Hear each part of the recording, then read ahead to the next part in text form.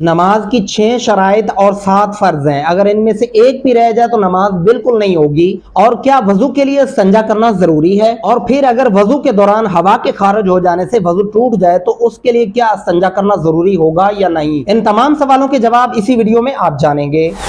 अस्सलामुअलैकुम मुअज़्ज़ज़ अहबाब, कैसे हैं? उम्मीद करता हूँ आप खैरियत से होंगे।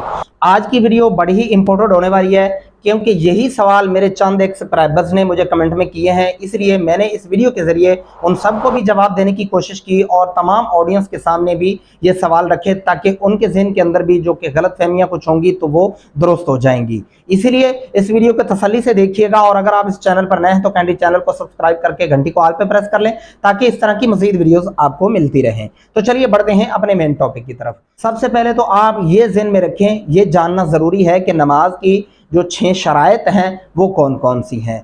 नंबर 1, जिस्म का पाक साफ होना। नंबर 2, लिबास का पाक और साफ होना। नंबर 3, वजू का होना।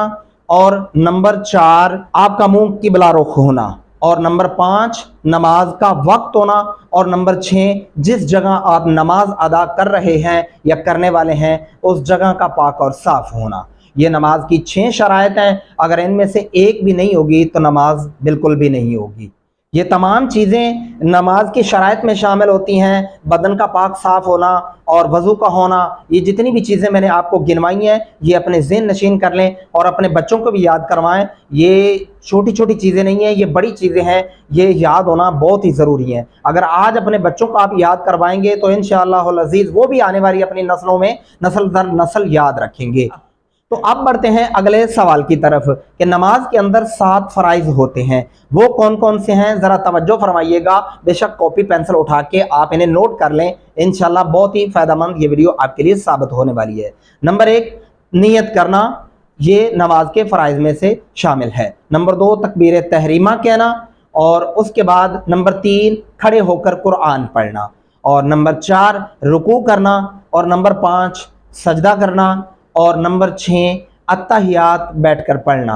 और नंबर 7 पे आता है दोनों तरफ सलाम फेरना। यह नमाज के फ़राइज़ में से शामिल है। अगर इनमें से कोई एक चीज़ भी रह जाती है तो फिर आपकी नमाज बिल्कुल नहीं होगी। इसलिए ऐसी चीज़ों का याद करना और याद रखना आपके लिए बड़ा ही ज़रूरी होगा और बड़ा ही इंपॉर्टेंट होगा। और देखें, इन चीज़ों को याद रखेंगे तो आपकी नमाज दुरुस्त होगी। नमाज दुरुस्त होगी तो इंशाअल्लाह अज़ीज़ आपकी दुआएं भी काबिल कबूल होंगी और आपको दिली सुकून मिलेगा। आप दुनिया के हर काम के लिए सारी चीज़ें सीख लेते हैं तो ये नमाज सीखना भी आपके लिए बहुत ही ज़रूरी होगा। अब बढ़ते हैं सवाल नंबर 3, अगले तीसरे सवाल की तरफ। मेरी कुछ ऑडियंस ने सवाल किया कि क्या वज़ू के लिए इस्तिंजा करना ज़रूरी है, और क्या वज़ू अगर है तो वज़ू होते हुए हवा खारिज हो जाए तो क्या उसके बाद फिर वज़ू करने के लिए इस्तिंजा करना ज़रूरी होगा? तो ये 2 बड़े अहम ही सवाल हैं। पहली बात तो ये है कि अगर आपका वज़ू पहले था और आपको याद नहीं है तो आप दोबारा मस्जिद में आए हैं और आपको रफ़े हाजत हुई है तो उसके लिए तो आप इस्तिंजा करेंगे, ज़रूरी है बिल्कुल। और अगर आपको रफ़े हाजत नहीं है तो फिर आप ऐसे ही वज़ू करके नमाज अदा कर सकते हैं। और अगर नमाज के बाद वज़ू आपका था, आप बैठे हुए हैं, ज़िक्र अज़कार कर रहे हैं या अगली नमाज का टाइम हो गया है और आपकी हवा खारिज हो गई है, हवा के खारिज हो जाने से अब सवाल ये है कि क्या वज़ू को दोबारा करने के लिए इस्तिंजा करना होगा या नहीं?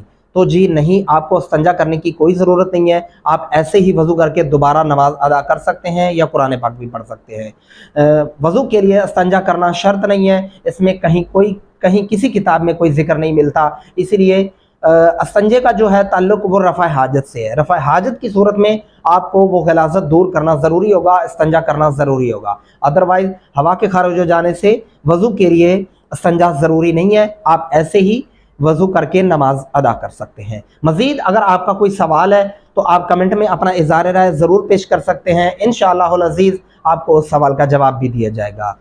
उम्मीद करता हूँ ये वीडियो आपको पसंद आई होगी और वीडियो के बारे में अपना इज़हार राय ज़रूर फरमाना है। मिलते हैं अगली नेक्स्ट वीडियो के अंदर, तब तक दुआ में याद रखिएगा।